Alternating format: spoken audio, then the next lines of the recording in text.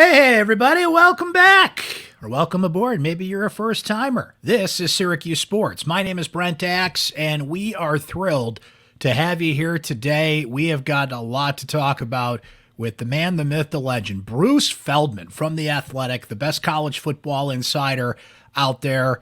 You want to know who the next head football coach at Syracuse is going to be. I want to know who the next head football coach at Syracuse is going to be.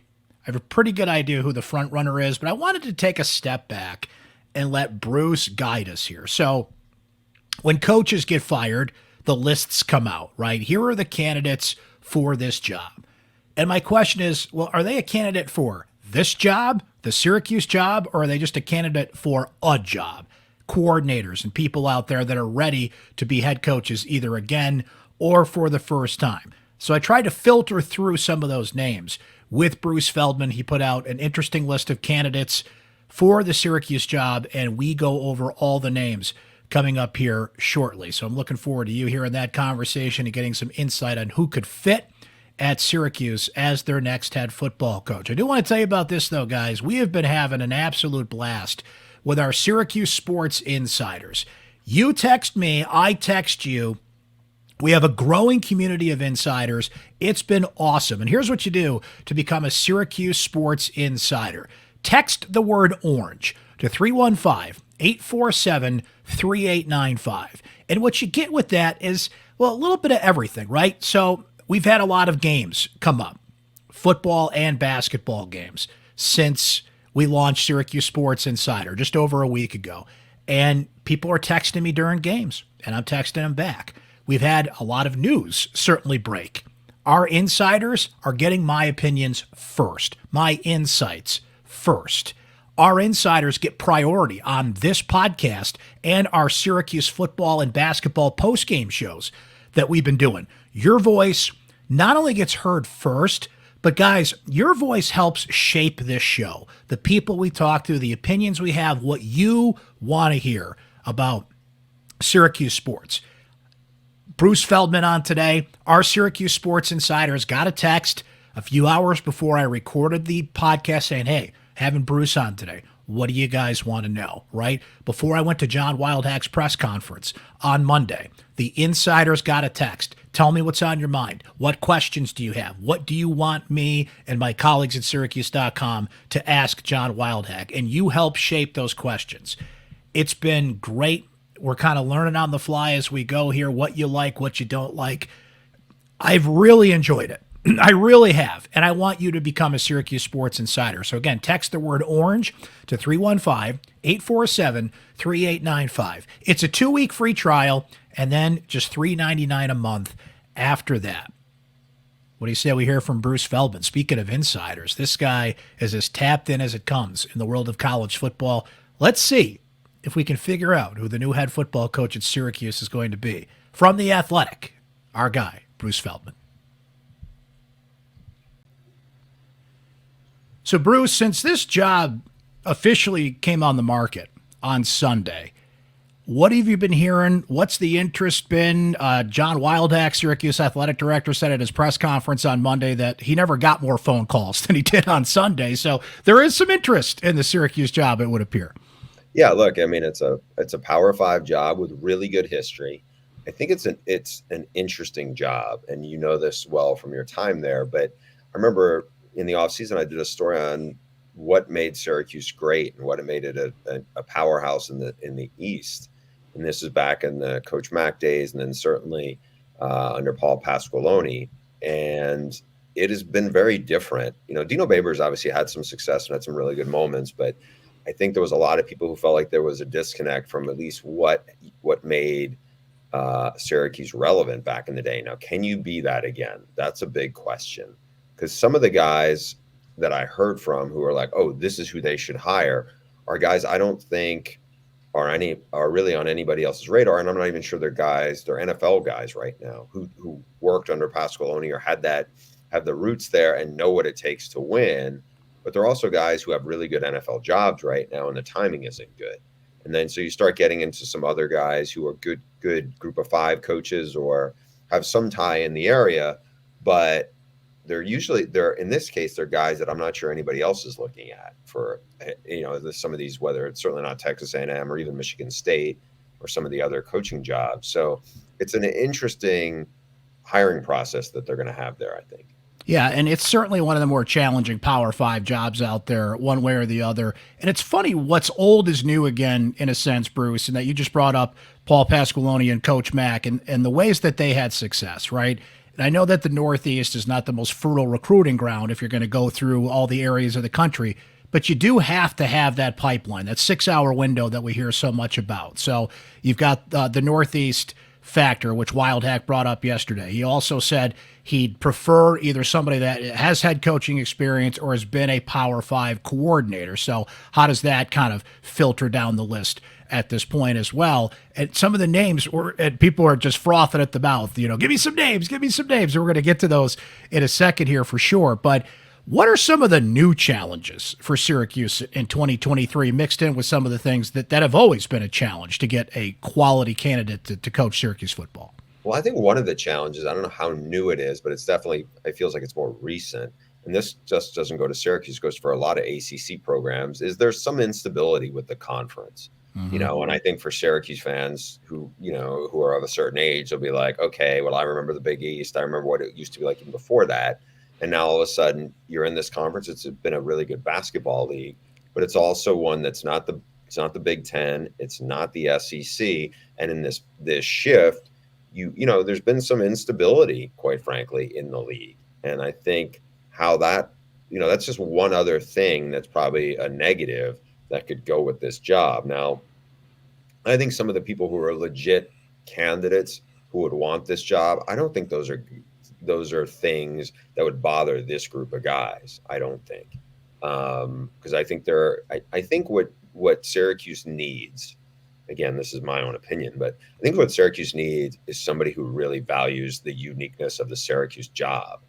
And if you don't look at it through the prism of what it was in the late 80s and 90s, I think you're going to get somebody who, not saying they can't win there, but I don't think they're going to be there for that long if they do. They're going to see it as a stepping stone job. And maybe that's what a lot of guys will view it as. But I think you need somebody that, to me, they need to find their Greg Schiano,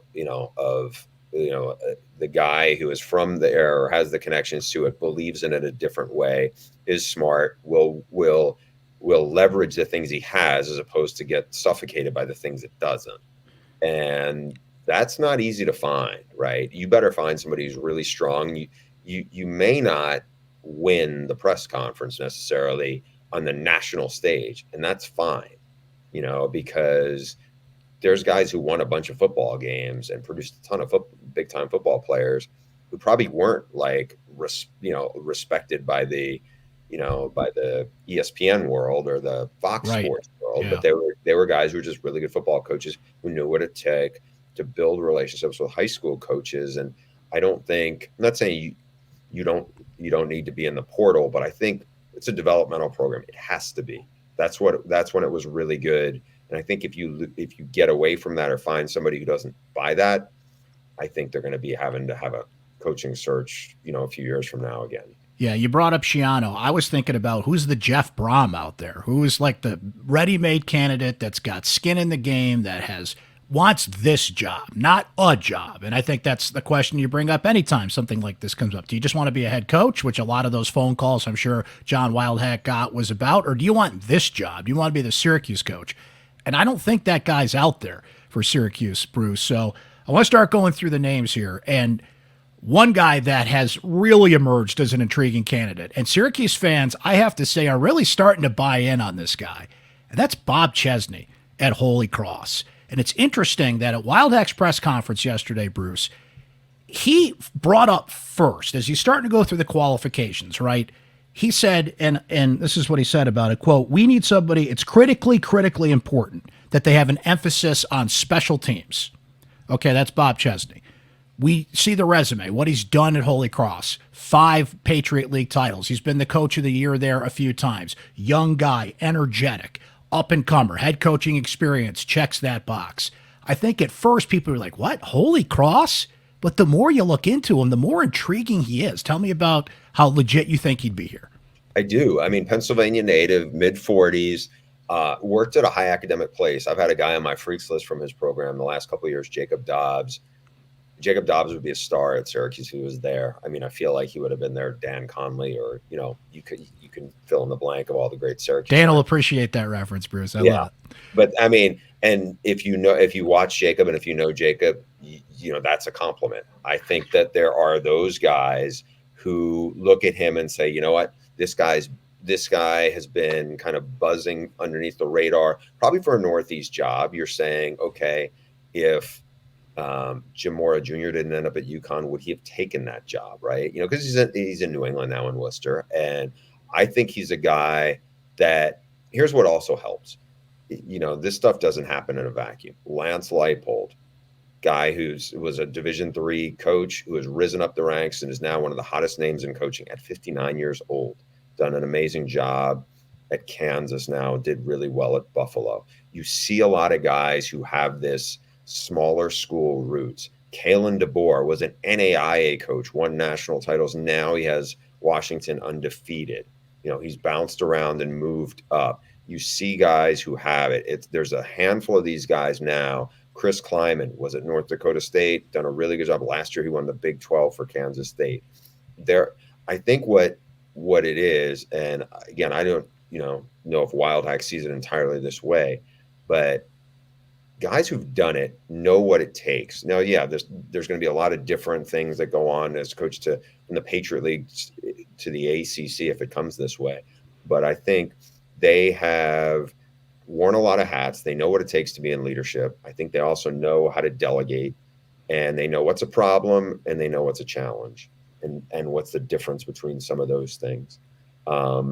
That's why I could see him. That's why Kirk Cignetti at James Madison is another guy, also a Pennsylvania guy who's from Pittsburgh. He's older, but he has been extremely successful in a really tough league, quite honestly, one of the toughest group of 5 leagues. So I think those guys would make a lot of sense for Syracuse because they have real head coaching experience. They've done it for a while now, and they're proven winners. And the Holy Cross thing, a bunch of their players are in the portal, including some really good players. Their quarterback, the guy you mentioned that's on your freaks list, they probably have a sense that, look, if Bob Chesney's coaching Syracuse or where he's not coaching Holy Cross next year. It appears like this guy is going to be coaching somewhere else one way or the other. Bruce, Jason Candle is another guy I'm intrigued by at Toledo, 44, 10-1 this year, has had a lot of success there, offensive-minded coach. I'd be intrigued, though, because Wildhack didn't hire Dino Babers, but he did come from the same league. So I wonder if they would do that back-to-back. Cradle of coaches. It's a league that puts out a lot of great coaches, so I don't think you should hesitate because of that. But it feels like Jason is on the verge of getting a Power 5 job, if not the Syracuse job. Yeah, I think he's a guy who could make sense at even a Michigan State or some other jobs that are going to come open. He's been one of those guys who kind of feels like he's been on the on-deck circle for a little while. This is a really good year. He's a good offensive coach. I don't know if he's unique to Syracuse in that regard, as some of these other guys might be or could be. But he is a really good coach, and I think they probably need to look at him because if he's a guy who has a chance to lead the next program into a top 25, why would you not? He's been a consistent winner there. Now he's at one of the better MAC jobs, but again, he's a guy who's just 44 years old and has coached for a long time. I think he's got something to him. Wouldn't surprise me if he was going to be a coach either in the ACC or the Big Ten next. It's a matter of who decides to pull the trigger on him, but he's a guy I definitely think they need to consider. There's a couple guys that have Dino Babers connections. Tony White being one at Nebraska. He had a lot of success here as defensive coordinator, was well liked here as defensive coordinator. And Shawn Lewis, who was the co-offensive coordinator at one point, goes to Colorado, been a couple other places, head coach at Toledo as well. I don't think there would be any hesitancy because there's a connection to Babers as much as, Babers. Look, at the end of the day, right to the end, Bruce, Babers was well liked here. It's just, it's a business. And, you don't win enough games, you go. So I don't think people would say, oh, you can't hire one of his guys. Those are two coaches he's put out there that have had success. It's interesting with Tony White specifically. I'm sure he saw Matt Rule's comments yesterday about what kind of job Tony should take if he becomes a head coach and the resources that are available to it. Bruce, I don't know if he was talking about Syracuse, but a lot of the things he said, frankly, rung true about Syracuse and things that Tony would have to consider if he did really put himself up for serious consideration here. Yeah, and Matt Rule knows this job pretty well. I mean, he is a true Northeast guy. And so, again, I'm not saying he was exactly talking about it, but it felt like reading between the lines, that was part of it. Tony White's another guy who should be in the mix for the San Diego State head coaching job because he spent a bunch of time over there. Now, he did spend time growing up in New York. He went to school at UCLA, though. I think he's somebody who has been really good wherever he's been. I don't know if the next job for him, if you're Lincoln Riley, do you try to hire him to be your defense coordinator? I don't know. To me, that would certainly be a better job. Well, I shouldn't say that necessarily like that, but it would be a more high profile job than what he had in Nebraska. There may be a different job for him than to be the defense coordinator in Nebraska. I think it's a little tricky because some of the jobs that are coming open this cycle, you have one at Mississippi State, which is a lower level Power 5 job. And the guy who just got fired was a first-time head coach who had been a defensive coordinator, who, by the way, is also from the Rocky Long tree. So I don't see that being a Tony White fit at San Diego State. As much as he did well out there and has roots out there, they're moving on from Brady Hoke, and I think they really want an offensive guy. It's not to say Tony White can't hire a really good offensive coordinator, but I think sometimes you think of a offensive coordinator being the head coach in that regard to be able to lure somebody there. As far as him at Syracuse, again, I think it's a place where I think they should see what his plan and vision would be. Because he worked for Dino Babers, I think there's a lot of good he probably can take from Dino. But there's also some other things that maybe to run the program and recruit a certain way that probably maybe a better fit for what Syracuse's identity has really been, that you have to kind of connect with that better. I don't know if Tony sees it that way or not, but he's definitely a guy that should be getting head coaching interviews. And I think if you're him, you really need to consider this job. A couple of guys that I've heard before. One has literally been here before, right? And they're all with connections or currently in the National Football League. I get why Doug Marrone's on the list. There's certainly a faction of Syracuse fans that would welcome him back tomorrow. I don't know if that's necessarily the solution, but if you want to talk about a guy who's an alum, the Greg Schiano factor, has skin in the game, knows how to recruit here. And Bruce, when Doug was here, he was asking for a lot of things that Syracuse now has. They're building a new facility that opens in 2025. The J-Mate Dome has a number of renovations going into it. Right now you have NIL and a number of things that are at his disposal that he would not have had when he was here at Syracuse. I just don't see Wild Hat going down that road, but certainly get why he's on the list. Yeah, he had a couple of 8-win seasons, then he moved on, obviously, to get an NFL head coaching job. I think he's somebody that, again, I'm not sure he would jump at it at this stage of his career because he's 59. But that doesn't, because quite honestly, he was at Alabama recently, but for some of these guys, they haven't been in college for a while. College football has changed a lot in what it's about right now, between NIL, between the transfer portal. The calendar is way different. It's a much different ask now. I think whenever I go to the coaches convention or whenever I go to the NFL Combine, which is essentially like a coaches expo at night, what you end up hearing a lot, especially in the last 5 years, is how big the gulf is now between the two versions of the sport for coaches. And so some of these guys who have real ties to Syracuse and know what it's like, I'm not sure, I don't know this for a fact, but I'm not sure they would look at it through the same prism they looked at it when they were working there. Jeff Stoutland's a name that really intrigues me, Bruce. I've heard that he would be intrigued. There would be some interest to take this job. He's well beloved in the Syracuse football community, as you noted in your story on The Athletic. But if you're Syracuse, I don't think the Eagles might go to the Super Bowl again.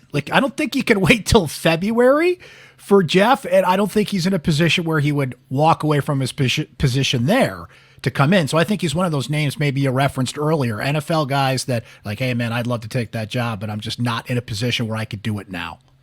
Yeah, I think the timing is going to be really hard. I mean, I just watched them last night on Monday Night Football go to whatever 9-1 or whatever they are. He is, like you said, he is beloved by his players in the NFL. He's arguably the best offensive line in the world, the offensive line coach in the world right now. He's a guy that some of the old Syracuse people I've talked to, and these are coaches, not just, these are people who know him, have always thought he should be the guy and he would want to be the guy. But I don't know if he looks at it differently now than he did 5 years from now, or 5 years ago, or 10 years ago. So in that regard, if you're John Wildhack, I don't know if you look at it and said, if he really wanted it, could we work on a time frame if you think he's the guy to get around that and say, hey, we're going to wait for him. Back in the day, I think Notre Dame waited on Charlie Weiss, and it worked out in the beginning, and then Charlie Weiss bombed at Notre Dame. But in the beginning, he did have success. I don't know if you are that convinced, because again, this is a guy who's never been a head coach. Everybody thinks he'd be great at it, and maybe he would. But it is definitely a roll of the dice, and it would be a big power move if you're the AD to say, hey, the people I trust think he should be the guy, and he can do great things here. I'm going to take a chance. And not only am I going to take a chance, I'm going to do something unconventional with the timetable right now that maybe in the short term is going to be really hard for our program. I don't know if any of that's going to sort itself out. That's the big thing. It's the short term versus the long term. What I love about a guy like Stoutland is I think Syracuse has got to find somebody, if not the head coach, somebody on that staff that knows the offensive line, can recruit the offensive line, not only recruiting in the traditional sense, but out of the portal. There's just not that many of them out there that you can just pluck and play out of the portal. Syracuse has had a lot of issues on the offensive line in recent years. That's what I like about him. What I don't like is you got to hit the ground running. The portal opens December 4th. The early recruiting period, which is now essentially the recruiting period, right? December 20th. Nunzio Campanelli has done this before. He's been an interim coach at Rutgers. Could he hold that all together and get that patched together, waiting for a guy like Stoutland, which could be till the middle of February at this rate if the Eagles continue their success? I don't know if that's viable. It just feels like the timing's off on that one. Couple more names for you, Bruce. Couple of younger guys on the list. Liam Cohen at Kentucky. It's their offensive coordinator, 38 years old. Seems to be a real up-and-comer out there in the world. And I feel like those offensive-minded coaches, that's what Dino Babers tried, and it just didn't work out to the success long-term that he wanted there. I mean, look what they're doing now. You got Dan Villari, a former quarterback turned tight end, who wins the running back of the week in the ACC because they just had to patch together something to get by here with the injuries they've had at quarterback. So it's intriguing to hear it like a explosive, creative offensive mind coming in. Do you think he's ready to step into a head coaching job if this one? I think he is. I've known Liam for a long time. He did really well in his first year at Kentucky. He got Will Levis. Will Levis transferred post-spring, so it wasn't like he had a spring work with him. And they were good. And then he left. Mark Stoops tried to hire him with another similar profile guy, a guy who'd worked in the NFL. And the guy did very different stuff. It was very predictable. And they bombed. And then they brought Liam Cohen back. He hasn't had quite as much success as he did 2 years ago, but they went from being last in the SEC last year to the middle of the pack, which is certainly an improvement. He's a New England guy. He knows that area well. I think one thing that would work for him and for Syracuse is he would be able to jump in and get a good quarterback, I think, because people know his reputation in the game and offensively. So what I think makes sense is you have a dynamic offensive mind who also is from that part of the country. He's a Northeast guy. I think he knows that area. I think he knows enough coaches there that he could build off that. He's somebody who I do think should be in the mix for the job. Is he ready to hit the ground running and have all the answers as a head coach? Because he's never been a head coach. I can't say that for certain. I think that's got to come through in the interview process, and there's going to be stuff he doesn't know even if he gets the job. But I think he's the kind of guy they need to be at least considering. And fits that Power 5 coordinator qualification that Wildhack put out there. Now, of all the names we've brought up, there's nobody current in the ACC. This fits that description. That's Adam Fuller, the defensive coordinator at Florida State. could step right in, not only knowing the Northeast, you got to know this league. You got to know how to recruit up and down the Atlantic coast. He's seen the success there and the rebuild that's been done by Mike Norvell. Alex Atkins came up as another name, and I like that name because he's done wonders with that offensive line. But Wild Hacks seem to indicate that that's a big leap to take a position coach and put him in the head coach position, though Atkins has called plays at Charlotte before. But what about Fuller? Is this somebody that, if it's Syracuse or not, Bruce, he'll be a head coach somewhere next year? I don't know if it's for next year if it's not Syracuse. I mean, he played at Sacred Heart, spent a lot of time in the Northeast, worked his way up the ranks, done a really good job as a defensive coordinator. I could see him being a candidate for this job. I would be curious to hear, this is what I want to run on offense. This is who I'm going to hire. All the particulars that he would have to lay out in that process. But this is exactly the kind of guy that I think, along with Liam Cohen, where you're looking at and saying, okay, if you're going to hire a coordinator, this guy has spent a bunch of time now in the ACC. He does know what it takes to win in that conference, and he's doing it. I mean, he's basically been there on the ground floor when they've gone from being in Clemson's shadow to being the king of the league. That's real experience. And so, between the Northeast ties, again, I think so much is going to be who else are you bringing with you, and especially for their first-time head coaches, whether it's him or Liam Cohen or Tony White. They have to have a really detailed plan. I think sometimes, and I'm not saying it's any of these guys, but sometimes guys who are coordinators go into the interview process for a head coaching job and almost feel like, all right, well, do you see my Broyles list bio kind of thing? And it's got to be a much bigger plan than that. And I think, again, this is somebody who should be in consideration. Where it goes from there, I think it also matters on how they measure up compared to a Bob Chesney or a Kurt Signetti or Jason Candle at that point. Bruce, it's going to be fascinating. The Syracuse job is open again. It's been 8 years. This time we had a 2-term president in place. Usually Syracuse coaches since Pasqualoni, it's like a 3 or 4 year term. But this time around, we'll see where they go and who they go after, and it's going to be quite a process to follow here. We always appreciate your insight. Folks, read his work at The Athletic.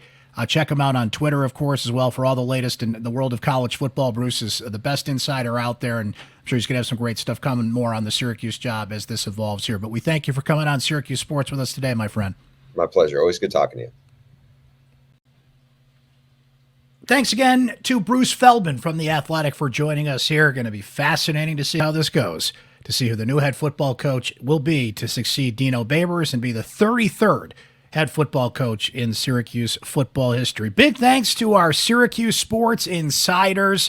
Man, it's been great to hear from you guys throughout this whole thing, during games, whatever the case may be. Just text the word orange to 315-847-3895. You get direct access to me. Now, I want to emphasize, guys, this is not a group chat.